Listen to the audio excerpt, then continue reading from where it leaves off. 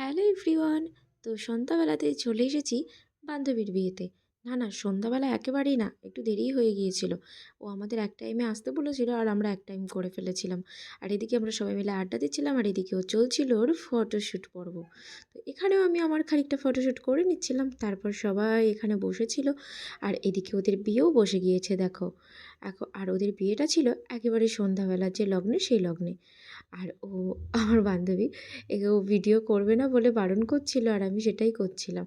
তো খানিকটা বিয়ে দেখার পরে আমরা চলে এসেছিলাম খাওয়া দাওয়ার জায়গায়। এই হলো গিয়ে মেনু কার্ড।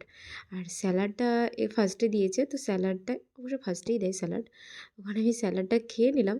তারপরে খাচ্ছিলাম একটু চিকেন স্যাটে। আর যা খাবো আমি সেগুলো নিয়ে নিয়েছিলাম। এর বেশি কিছু তো আর আমি খেতে পারবো না। আর এদিকে সবারই ভিডিও আমি করে নিচ্ছিলাম। আর দেখো খেয়ে দিয়ে আস্তে দেখি ওদের সিঁদুরদান পর্ব হয়ে গিয়েছে। কি আর করা যাবে, তো ব্লগটা এই পর্যন্ত।